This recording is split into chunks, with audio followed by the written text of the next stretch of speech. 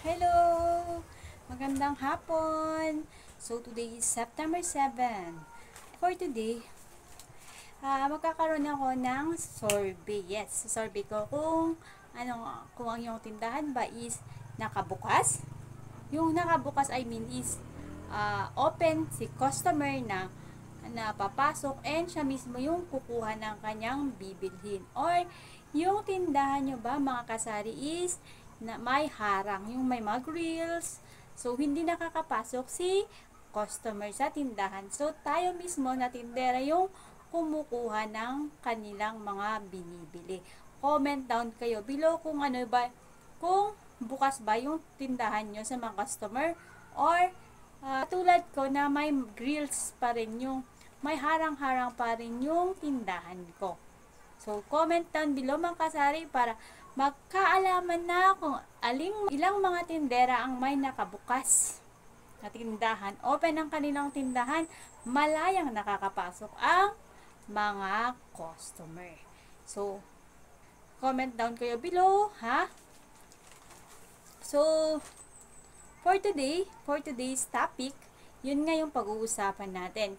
Kung ano ba yung kagandahan or advantage ng nakabukas ang tindahan, malayang nakakapasok ang mga customers. So, gusto nyo yun mga kasari? Tara, samahan nyo si Mama Ed sa isa namang panghapong yaw-yawan. Pero bago yan, sa mga nag-subscribe, nanonood sa aming videos, thank you very much. And sa mga hindi pa nag-subscribe, baka naman pwedeng pa-subscribe and hit the notification bell na rin para updated kayo sa mga ganap dito sa aming munting tindahan. Muli, ako naman si Mama Eds na nag-aanyaya sa inyo na mag-subscribe sa Mama Eds and Princesses channel. Umpisahan na natin.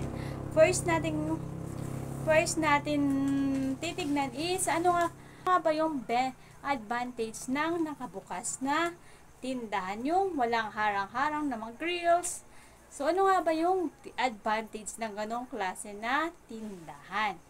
First is, maganda siyang tignan. Yes, talaga namang magandang tignan yung tindahan na bukas, yung walang mga grills. Maganda siyang tignan kasi nga, kitang-kita yung mga paninda. Of course, is malayang nakakapasok si customers. Sila na yung mamimili ng kanilang bibilhin and ang gagawin mo na lang na si tindera is umupo and mag-cashier. Yun yung isa sa kagandahan ng nakabukas ang tindahan. Number 2, syempre, less trabaho kay tindera. Kasi nga hindi na siya kailangang tumayo para kumuha ng mga items na binibili ni customer, kundi yung customer na ang kukuha ng mga items na bibilhin niya. So, menos na trabaho ni tindera yung pagkuha-kuha ng mga items ng mga customer. And, isa pa sa kagandahan nun kasari is nakakatipid ng oras. Hindi tayo magkakaroon ng build up ng customer na nakapila sa labas ng tindahan kasi nga malaya silang nakakapasok para kumuha ng kanilang mga bibilhin. Ang pagpilahan na lang nila is yung pagbabayad ng kanilang mga binili, di ba? Compare sa typical na tindahan, yung mga grills, talagang matrabaho yung kasari kasi nga lahat ng binibili ng bawat isang customer is kailangang iserve ni tindera.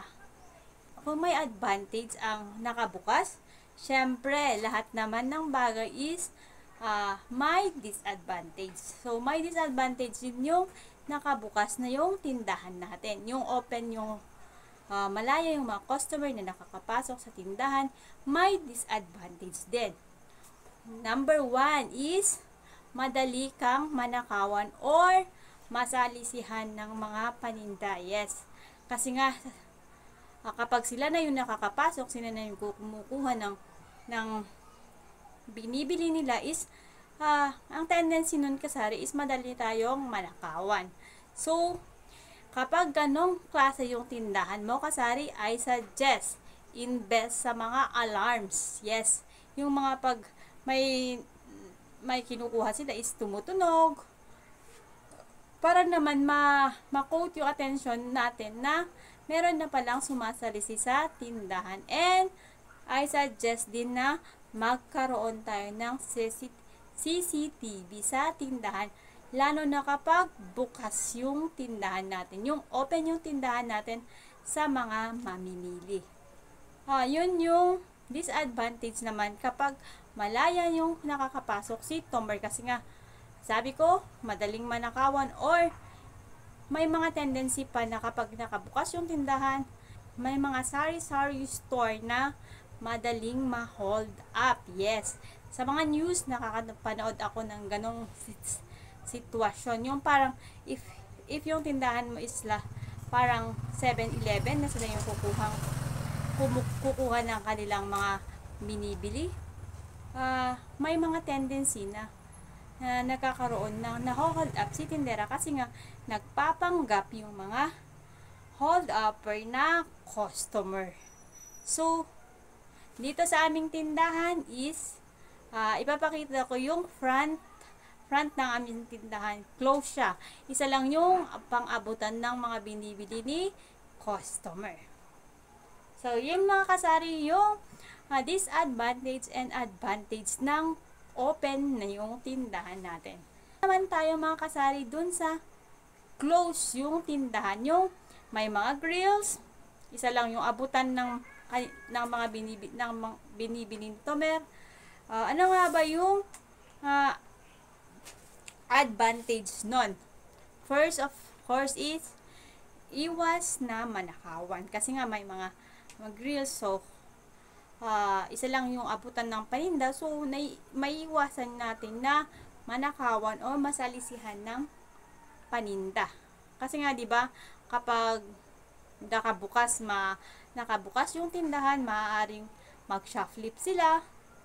So kapag na-close yung tindahan natin na may mga grills, tayo yung mag-aabot ng binili ni customer is maiiwasan talaga yung masalisihan tayo ng paninda. Pero may disadvantage din yon. Pag naka-close yung tindahan natin, may disadvantage din yon. So, isa-isahin naman natin ngayon yung disadvantage, yung naka-close yung tindahan natin, yung hindi pwedeng pumasok si customer sa tinda. Number one na disadvantage nun is hindi masyadong nakikita yung ibang paninda mo kapag close yung tindahan natin. Kapag ganito yung sistema, kapag close yung tindahan natin, yung may mga harang-harang, need talaga natin na ayusin, na i-maximize yung mga space, yung butas ng mga grills para makita yung mga paninda natin. So, proper arranging ng mga paninda yung ipantatapat natin sa ganong problema. And number two na disadvantage is matrabaho. Yes, matrabaho in the sense na tayo na tindera yung mag-aabot ng mga toyo na binili ni Tomer, mag-aabot ng chichurya, kasi nga hindi sila nakakapasok sa tindahan. So, tayo talaga yung mag-aabot ng kanilang mga binibili. So, matrabaho yun sa part natin. Pero, yun nga, kapag may disadvantage, meron namang disadvantage yung nakasara yung tindahan natin. Kasi nga, security-wise, mas kokante yung pumapasok sa tindahan, mas maganda. Kasi nga, naiiwasan yung nakawan, yung pangunguha ng paninda. So, yon. And number two, disadvantage ng nakasara yung tindahan is time consuming. Yes. Kasi nga, sabi ko nga is tayo yung mismo yung kukuha ng mga paninda. So, ang tendency nun kasari, if tayo mismo yung kukuha ng binibili ni customer, syempre, isa-isa lang yung nasa-servan natin. Di magkakaroon ng build up ng customer natin sa labas ng tindahan or pila. Kasi nga hindi natin ma-accommodate yung mga customer na nakapila na sabay-sabay. So, magkakaroon ng pila sa labas ng tindahan. Unlike dun sa mga sari-sari store na open, and like sa mga mini-mart, yung malayang nakakapasok yung mga customer is sila na mismo yung kumukuha. So, tipid sa oras and ang lang si tindera sa kanyang cashier area. Kasi nga, sila na yung kukuha. Unlike doon sa nakasarado, talagang maghihintay na yung susunod na bibili kasi nga hindi mo naman sila sabay-sabay na mapagsisilbihan, di ba? So, yun. Pero anyhow, kahit nakabukas, nakasara yung kahit nakabukas, malayang pumapasok yung ating customer or nakasara yung mga tindahan, ikaw lang na tindera yung kumikilos sa loob. Ang importante kasari is best tayo sa mga alarms, CCTV, para nang sa ganon maiwasan yung nakawan sa mga paninda natin, di ba? Kasi nga kahit nakabukas or nakasara yung tindahan mo, isipin mo pa rin kasari na prone tayo sa pag nakawan. Yes, sabi ko nga importante kasari na kahit nakabukas, nakasara yung tindahan mo is mag-ingat pa rin tayo kasi nga sa panahon ngayon marami yung nag-aabang lang. So, ingat. Dobleng ingat. So, yun muna for today and have a blessed Thursday.